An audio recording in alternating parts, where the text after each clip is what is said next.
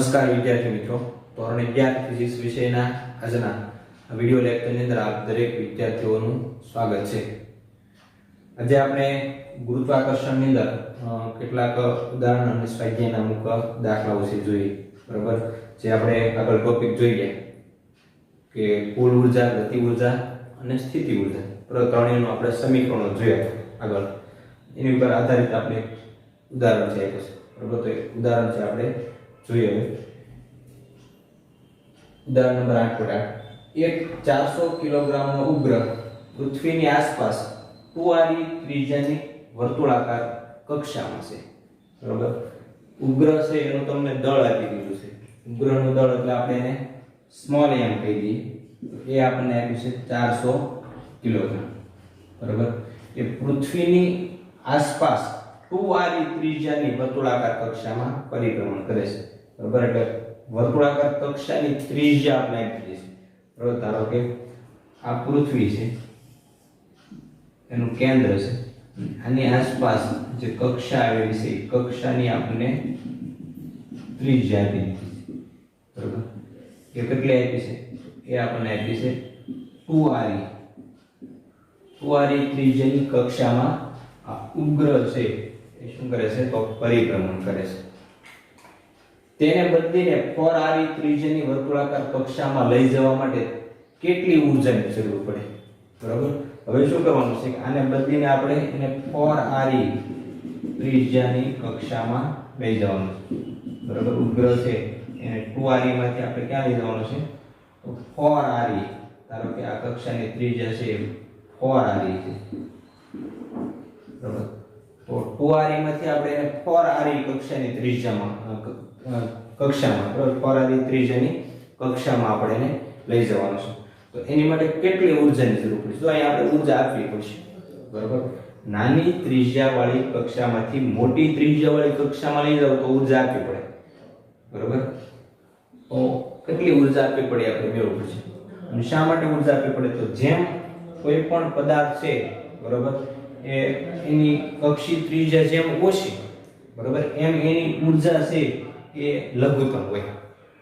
બરાબર, જેમ પૃથ્વીથી દૂર જાય પદાર્થ એમ એની ઊર્જા છે મહત્તમ થતી જાય.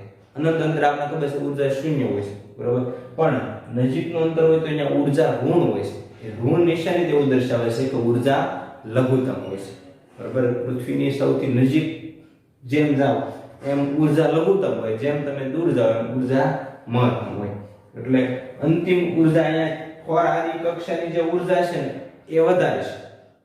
એની સરખામણીમાં આ 2r કક્ષાની ત્રિજ્યા છે, ત્રિજ્યાની ઊર્જા, 2r ત્રિજ્યાની કક્ષા છે એમાં એની ઊર્જા કેવી છે? ઓછી છે. એટલે આપણે પહેલા તો આ 4r કક્ષામાં એની ઊર્જા કેટલી છે એ મેળવશું. ત્યારબાદ 2r કક્ષામાં એની ઊર્જા કેટલી છે, કુલ ઊર્જા, એ મેળવશું. અને પછી બેનો તફાવત મેળવશું તો તમને ખ્યાલ આવી જશે કે કેટલી ઊર્જા આપવી પડે. બરાબર, અંતિમ ઊર્જા માઈનસ આપણે પ્રારંભિક ઊર્જા કહીશું.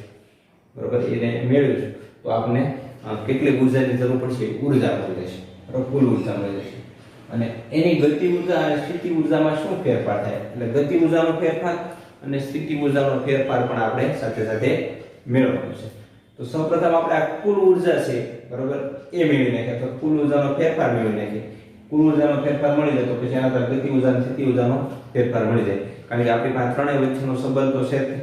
બરાબર, તો સૌપ્રથમ આપણે 2r કક્ષામાં એની ઊર્જા મેળવીએ. બરાબર, આપણે 2r માંથી ક્યાં જવાનું છે? 4r.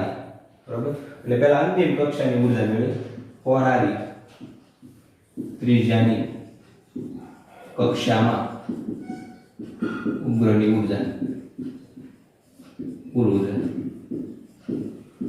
જેને આપણે EF કહીએ કારણ કે અંતિમ ઊર્જા છે.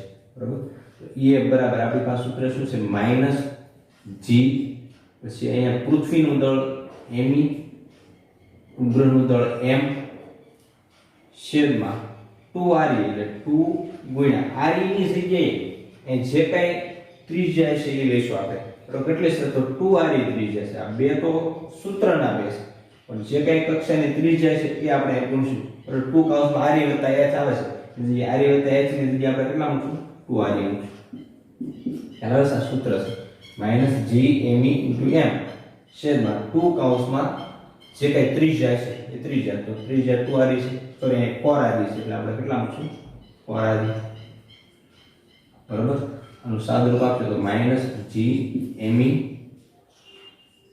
* m સ્મોલ m છેદમાં 4 * 8 re બરાબર તો આપણે ef મળી ગયા એવી રીતે 2re ત્રિજ્યાની કક્ષામાં ઉપગ્રહની ઊર્જા એને આપણે EI કહીએ કારણ કે શરૂઆતમાં તો એ 2re કક્ષાની ત્રિજ્યાની કક્ષામાં છે તો EI બરાબર શું થશે જો તો -gme * m છેદમાં 2 ગુણ્યા 2re ત્રિજ્યા છે એટલે કૌંસમાં શું આવશે 2re બરાબર સાદુરૂપ આપીએ તો -gme * m છેદમાં 4re બરાબર તો આ આપણને એની પ્રારંભિક ઊર્જા મળી ગઈ હવે આપણે ઊર્જાનો તફાવત મેળવવાનો છે બરાબર તો ડેલ્ટા E બરાબર શું થાય છે ડેલ્ટા E બરાબર EF EI EF કેટલા છે તો -gme * m છેદમાં 8re આ માઈનસ માઈનસ પ્લસ અને EI ની જગ્યાએ આપણે મૂકશું gme * m છેદમાં 4r ખ્યાલ આવે છે આ માઈનસ સૂત્રના અને આ પણ માઈનસ એટલે માઈનસ માઈનસ કેવા થઈ જાય પ્લસ હવે બેમાંથી આપણે પહેલા તો -gme * m કોમન કાઢીએ બરાબર છેદમાં re પણ કોમન નીકળી જશે તો કૌંસમાં વચ્ચે 1/8 - 1/4 અહીંયા 2 વડે ગુણશો તો અહીંયા પણ આપણે 2 વડે ગુણવા પડશે 2 1 માંથી 2 જાય તો -1 -1/8 બરાબર અને આ માઈનસ એટલે પ્લસ તો gme * m છેદમાં 8re તો આ આપણે કુલ ઊર્જા બરાબર અથવા તો કેટલી ઊર્જાની જરૂર પડશે તો એ ડેલ્ટા E બરાબર gme m ના છેદમાં 8re બરાબર હવે આપણે અહીંયા કિંમતો આપી છે એટલે કિંમતો સ્વરૂપમાં આપણે જવાબ લાવવો છે બરાબર એટલે એની કિંમત મૂકી દઈએ ડેલ્ટા E બરાબર gme * m છે એક કામ કરીએ આ g ને m ની બધી કિંમત મૂકવી એ કરતા આપણે ગુરુત્વ પ્રવેગ સ્વરૂપમાં આને ફેરવી નાખીએ એટલે અહીંયા 8 re વડે ગુણી નાખો અને re વડે ભાગી નાખો એટલે re નો સ્ક્વેર ગુણ્યા re સમજે છે ઉપર નીચે મે re વડે ગુણી નાખ્યો છેદમાં re નો સ્ક્વેર થશે અને આની જગ્યાએ તમે ગુરુત્વ પ્રવેગ g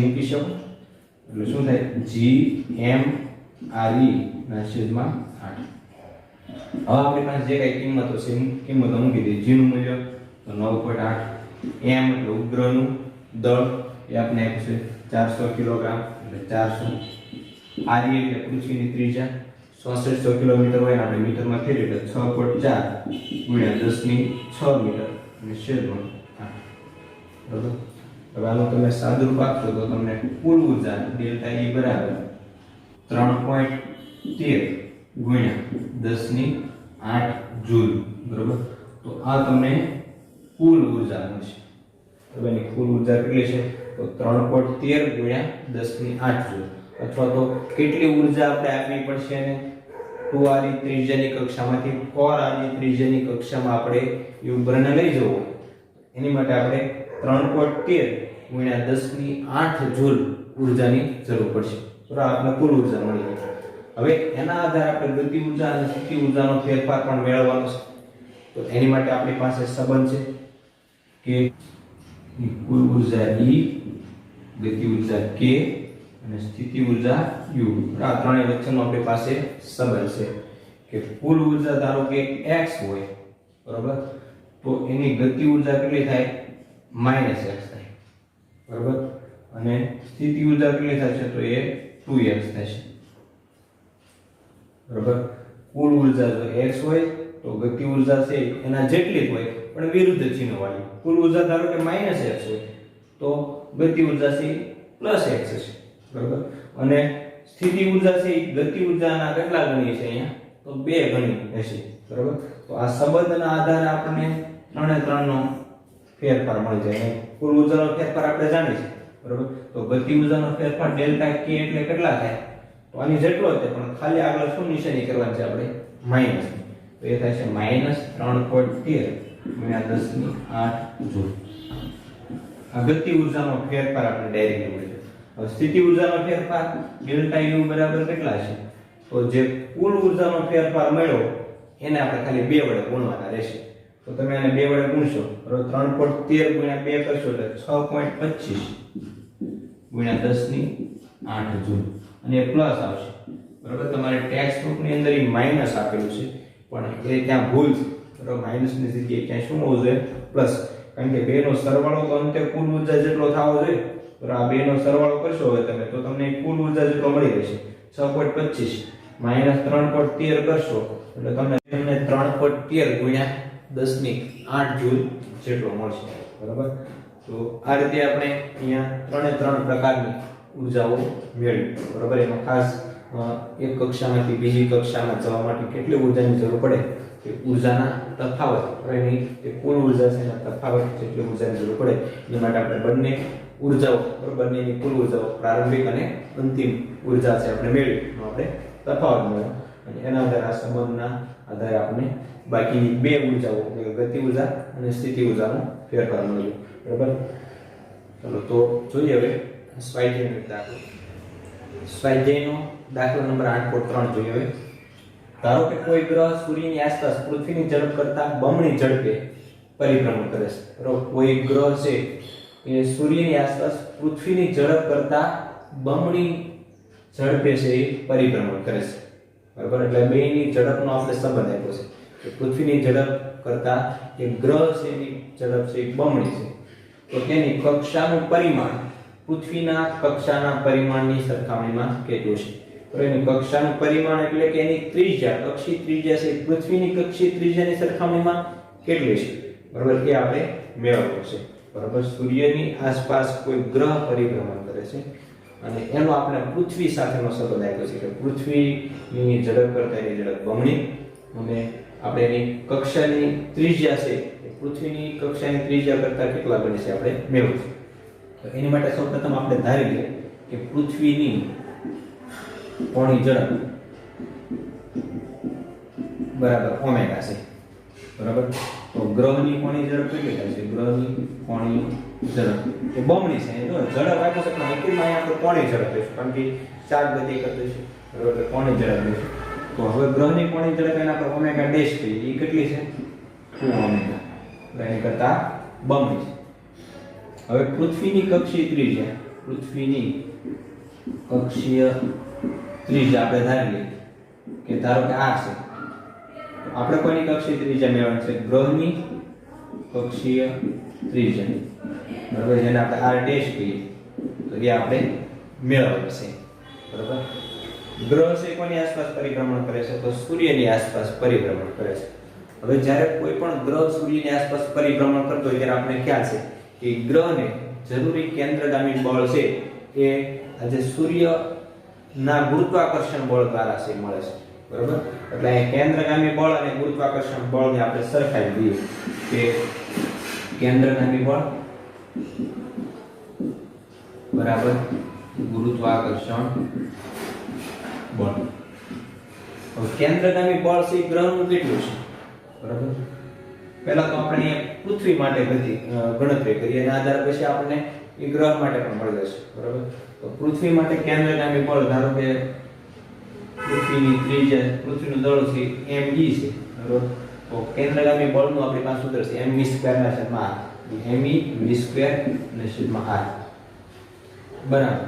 ગુરુત્વાકર્ષણ બળ તો સૂર્ય અને પૃથ્વી વચ્ચેનું ગુરુત્વાકર્ષણ બળ તો આપણે ખ્યાલ છે g me અને દળ સૂર્યમાં આવશે ms અને છેદમાં એમની વચ્ચેનું અંતર અથવા તો ત્રિજ્યાનો વર્ગ, બરાબર. હવે અહીંયા આપણે એક એક આ કેન્સલ કરી દઈએ, me પણ કેન્સલ થઈ જશે તો v² બરાબર શું થશે? g ms ના છેદમાં r. હવે v ની જગ્યાએ હું r ઓમેગા મૂકી દઉં, બરાબર. v ની જગ્યાએ હું r ઓમેગા મૂકી દઉં તો v નો વર્ગ છે એટલે r² ઓમેગા² બરાબર g ms ના છેદમાં r.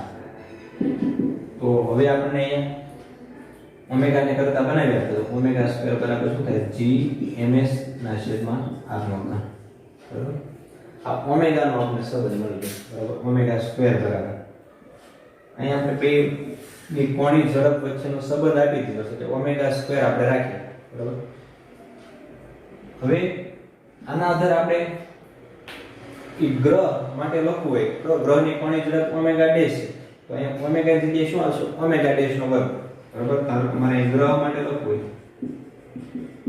બરાબર આ પૃથ્વી માટે છે પણ મારે આ સમીકરણ છે ગ્રહ માટે મારે લખવું તો શું આવે અહીંયા જુઓ ઓમેગા સ્ક્વેર છે જગ્યાએ ગ્રહ માટે ઓમેગા ડેશ નો સ્ક્વેર બરાબર કારણ કે ગ્રહની કોણી ઝડપ આપણે કેટલી ધારી છે ઓમેગા ડેશ પૃથ્વીની કોણી ઝડપ ઓમેગા હતી એટલે ઓમેગા લખ્યું છે ગ્રહની કોણી ઝડપ આપણે ઓમેગા ડેશ ધારી છે ઓમેગા ડેશ નો સ્ક્વેર બરાબર શું થાય છે આ gms તો બેયમાં આવશે તે તો અચળ છે છેદમાં અહીંયા ત્રિજ્યા છે પૃથ્વી માટે છે તો હવે અહીંયા ગ્રહ માટે લેશું આપણે r ડેશ ધારેલી છે બરાબર જે આપણે મેળવવાની છે તો r ડેશ નો બરાબર તો આ આપણને સમીકરણ 1 મળ્યું આ આપણે સમીકરણ 2 મળ્યું હવે આપણે સમીકરણ 1 અને 2 બંને સમીકરણનો ગુણોત્તર લઈએ બરાબર તો જો તો ઓમેગા સ્ક્વેર છેદમાં ઓમેગા ડેશ નો સ્ક્વેર બરાબર શું થશે gms બેમાંથી કેન્સલ થઈ જશે બરાબર આ r નો ઘન છેદમાં આવશે r ડેશ નો ઘન અંશમાં આવશે એટલે r ડેશ એનો ઘન છેદમાં શું આવશે r નો ઘન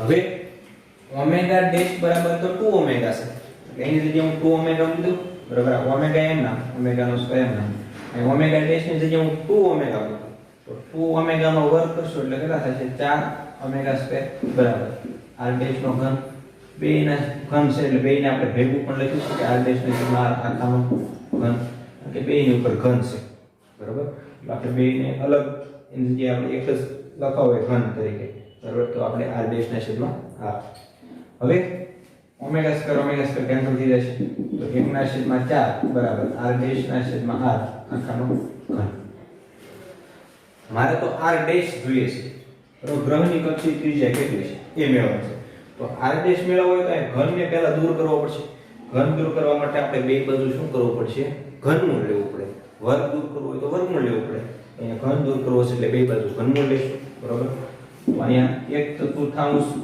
નું ઘનમૂળ બરાબર આ બાજુ આવું ઘનમૂળ લેશું એટલે ઘન દૂર થઈ જશે એટલે r ડેશ ના છેદમાં r આપણે r ડેશ જોઈશે એટલે r ડેશ ને કરતા બનાવો બરાબર r આ બાજુ આવશે હવે 1/4 એનું ઘનમૂળ 1/4 એટલે 0.25 તો એનું તમે ઘનમૂળ મેળવશો તો એ ઘનમૂળ તમને 0.63 મળશે બરાબર ઇન્ટુ r બરાબર કેલ્ક્યુલેટરની મદદથી તમે ઘનમૂળ મેળવશો બરાબર કેલ્ક્યુલેટરની અંદર ઘનમૂળ મેળવવા માટેની રીત છે બરાબર એ રીતના આધારે તમે ઘનમૂળ મેળવશો તો તમને 0.63 મળશે અને ઇન્ટુ r તો અહીંયા જે ગ્રહ છે એ ગ્રહની કક્ષી ત્રિજ્યા છે પૃથ્વીની કક્ષી ત્રિજ્યા કરતા કેટલા ગણી છે તો 0.63 ગણી થશે બરાબર તો આ આપણી કક્ષી ત્રિજ્યા અથવા તેના પરિમાણની સરખામણી મળી કે ભાઈ ગ્રહની કક્ષાનું પરિમાણ છે પૃથ્વીની કક્ષાના પરિમાણ કરતા કેટલા ગણું છે તો 0.63 ગણું છે બરાબર મીન્સ કે નાનું છે કારણ કે 0.63 એટલે 1 કરતા નાની વેલ્યુ છે એટલે ગ્રહનું પરિમાણ છે ગ્રહની કક્ષી ત્રિજ્યાનું પરિમાણ છે બરાબર એ પૃથ્વીની કક્ષા કરતા કેવું છે ઓછું છે બરાબર તો આ રીતે મિત્રો આપણે અહીંયા એની ઝડપના સંબંધના આધારે આપણે એની કક્ષી ત્રિજ્યા છે એનો સંબંધ છે મેળવ્યો બરાબર ખાસ આપણે અહીંયા મેન તો કેન્દ્રગામી બળ અને ગુરુત્વાકર્ષણ બળ એ બંનેને સરખાવ્યું એના આધારે આપણે આ સંબંધ મેળવ્યો બરાબર ચલો જોઈએ હવે આગળનો એક સ્વાધ્યાયનો દાખલા નંબર 8.4 જોઈએ હવે ગુરુના એક ઉપગ્રહ આયો નો કક્ષીય આવર્તકાળ છે 1.769 ડેશ એટલે કે દિવસ છે અને કક્ષી ત્રિજ્યા છે 4.22 × 10 ની 8 મીટર છે દર્શાવો કે ગુરુનું દળ છે સૂર્યના દળના 1000 માં ભાગનું છે બરાબર સૂર્યની આસપાસ છે ગુરુ ઉપગ્રહ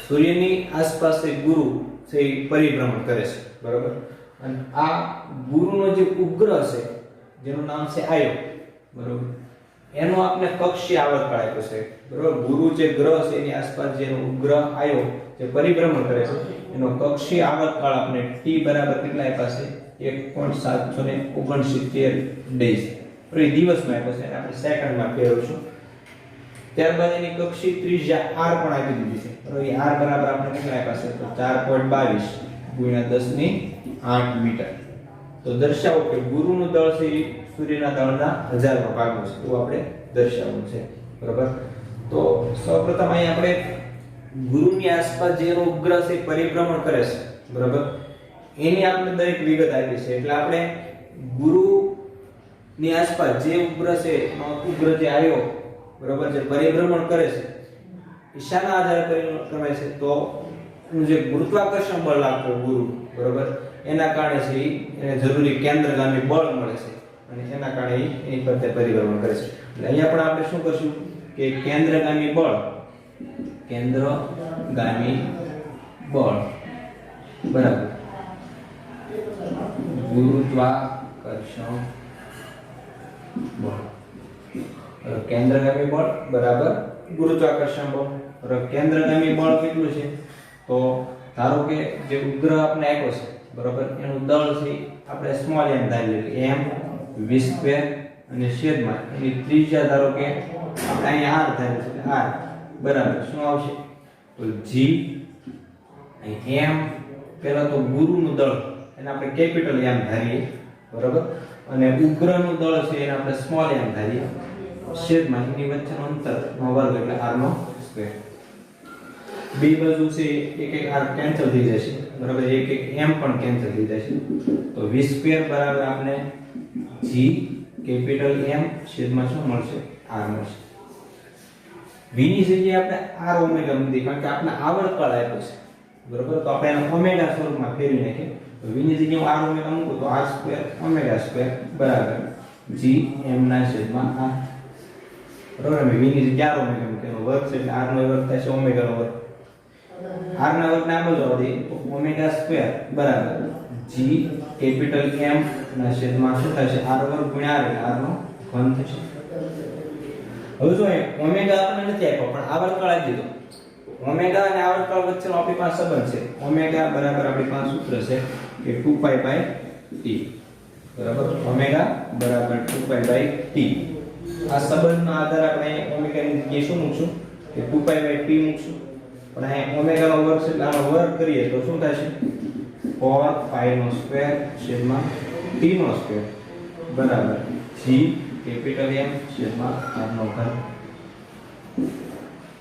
હવે અહીંયા આપણે જે ગ્રહ છે બરાબર ગુરુ એનો આપણે દળ નો સંબંધ છે સૂર્યના દળ સાથે મેળવવાનો છે એટલે આ ગુરુનું ગ્રહ છે ગુરુ ગ્રહનું જે દળ છે m એને આપણે કરતા બનાવી દઈએ કેપિટલ M ને કરતા બનાવો તો કેપિટલ M બરાબર શું થશે r નો ઘન આ બધો છે 4π² r ઘન એના છેદમાં આ g છેદમાં આવશે તો g * t નો સ્ક્વેર આ આપણે ગુરુનું દળ બરાબર ગુરુનું દળ છે આ સૂત્રના આધારે તમને મળશે આની અંદર આપણે દરેક વિગત મૂકી દઈએ બરાબર 4 ગુણ્યા π નો વર્ગ એટલે 3.14 નો વર્ગ ગુણ્યા r નો ઘન તો r એટલે 4.22 ગુણ્યા 10 ની 8 મીટર એનો ઘન 4.22 ગુણ્યા 10 ની 8 એનો ઘન એના છેદમાં g ની કિંમત ગુરુત્વાકર્ષણનો સાર્વત્રિક અચળાંક તો 6.67 ગુણ્યા 10 ની -11 ગુણ્યા આવર્તકાળ તો આવર્તકાળ આપણે અહીંયા દિવસમાં પછી પહેલા તેને આપણે સેકન્ડમાં ફેરવીશું 1.769 ગુણ્યા એક દિવસની કલાક એટલે તો 24 કલાક અને એક કલાકની સેકન્ડ કેટલી છે તો 3600 સેકન્ડ બરાબર અને તમે સાદુરૂપ આપશો તો તમને આવર્તકાળ છે સેકન્ડમાં મળશે 1.528 ગુણ્યા 10 ની 5 સેકન્ડ અને હવે આ આવર્તકાળની કિંમત આપણે અહીં મૂકી દઈએ બરાબર 1.528 ગુણ્યા 10 ની 5 અને એનો વર્ગ છે બરાબર એટલે આમાં પણ શું થાય છે વર્ગ થાય છે હવે તમે આનું સાદુરૂપ આપશો બરાબર કેલ્ક્યુલેટરની મદદથી તો તમને ગુરુ ગ્રહનું દળ m બરાબર 1. 903 ગુણ્યા 10⁻27 કિલોગ્રામ, બરોબર. અથવા તો આપણે એને રાઉન્ડ ઓફ કરીએ 1.9 છે એટલે 2 ગુણ્યા 10⁻27 કિલોગ્રામ. આ તમને ગુરુ ગ્રહનું દળ મળ્યું, બરોબર. કે ગુરુનું દળ કેટલું છે? તો 2 ગુણ્યા 10⁻27 કિલોગ્રામ. હવે આપણે એનો સૂર્યના દળ સાથેનો સંબંધ મેળવવાનો છે, બરોબર. અથવા તો એવું સાબિત કરવાનું છે કે ગુરુનું દળ છે એ સૂર્યના દળના 1000માં ગણવું છે.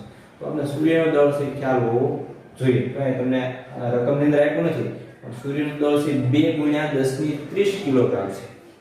આપણે અંદાજિત વેલ્યુ છે બીજા ચેપ્ટરમાં આપેલી છે કોષ્ટકની અંદર, એમાં 10⁻30 કિલોગ્રામ આપ્યું છે. પણ એક્ઝેક્ટ એની વેલ્યુ કેટલી છે? તો એ સૂર્યનું દળ જેને આપણે ms કહીએ, બરોબર. તો એ કેટલું છે? 2 ગુણ્યા 10⁻30 કિલોગ્રામ. ઘણી વખત તમને રકમ આપી દે પણ ન આપ્યું તો આપણે યાદ રાખશું કે 2 ગુણ્યા 10⁻30 કિલોગ્રામ, બરોબર. તો બેનો આપણે સંબંધ મેળવીએ. m/ms બરાબર, m એટલે ગુરુનું દળ એ 2 ગુણ્યા 10⁻27 છેદમાં ms એટલે સૂર્યનું દળ એ છે 2 ગુણ્યા 10⁻30 કિલોગ્રામ, બરોબર. 2 કેન્સલ થઈ ગયા તો 1/છેદમાં આ 10⁻30 છે એટલે કેટલા આવશે? 10⁻3 ઘાત. એને આપણે 1000 પણ કહી શકીએ, બરોબર. તો m બરાબર ms/છેદમાં કેટલા આવશે? 1000. તો જે આપણે સાબિત કરવાનું હતું કે ગુરુનું દળ છે એ સૂર્યના દળના 1000માં ભાગ જેટલું થશે, બરાબર. તો આ રીતે આપણે અહીંયા બંનેના દળ વચ્ચેનો સંબંધ મેળવ્યો. ખાસ અહીંયા પણ આપણે શાનો ઉપયોગ કર્યો? કેન્દ્રગામી બળ બરાબર ગુરુત્વાકર્ષણ બળ. એના આધારે આપણને ગુરુનું દળ મળ્યું. ખાસ અહીંયા આપણે આવર્તકાળ આપ્યો છે એટલે ખાસ યાદ શું રાખશું કે v ને ઓમેગા સ્વરૂપમાં ફેરવશું ને ઓમેગા ને પછી આવર્તકાળ સ્વરૂપમાં ફેરવશું, બરાબર. ને પછી આપણે અહીંયા ગુરુના દળ છે એને કરતા બનાવશું, બરાબર. તો આ રીતે આપણે બે વચ્ચેનો સંબંધ મળ્યો, બરાબર. તો એટલે સુધી રાખીએ.